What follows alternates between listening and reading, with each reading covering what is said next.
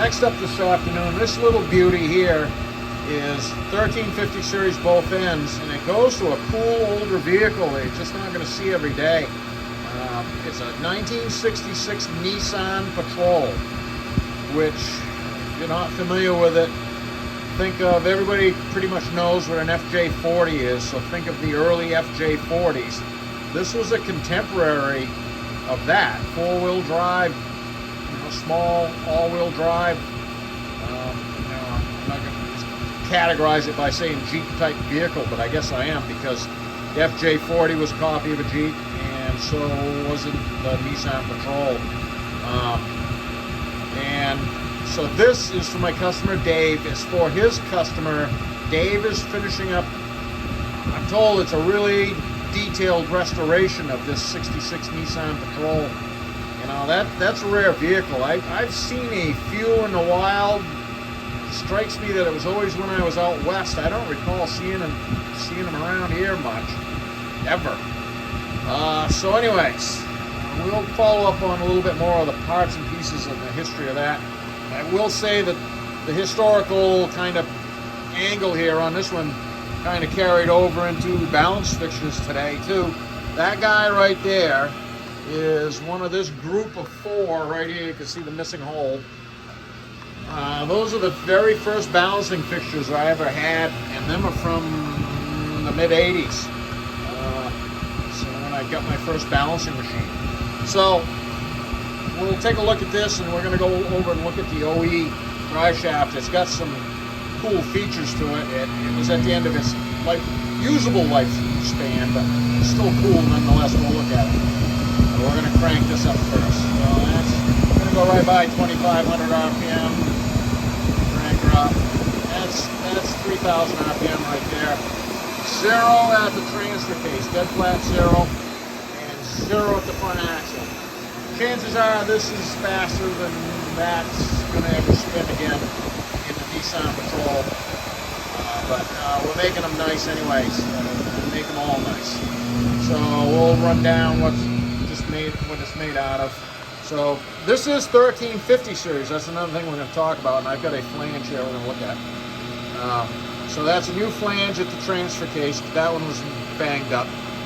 So it is 1350 series. That was 1350 series. They hadn't switched over to that obscure, what do they call that other measuring system? Metric? Yeah, I've heard of it, They did this with Freedom units. So it's 1350 series. It's got a 2 3/4 inch pilot with a 4 1/4 inch bolt circle. So that's a new flange there, 2-inch 120 tubing.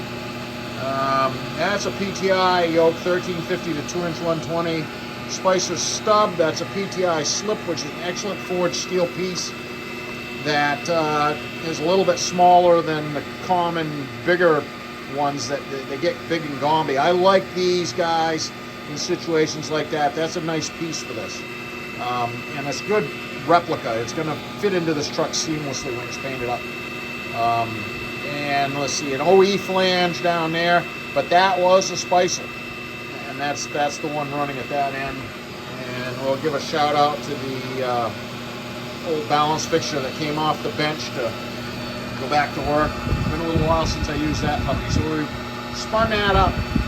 I'm happy with that. The running length is 25 1/4 center, and that's where those flanges are now. So that's approximating what it's gonna live like.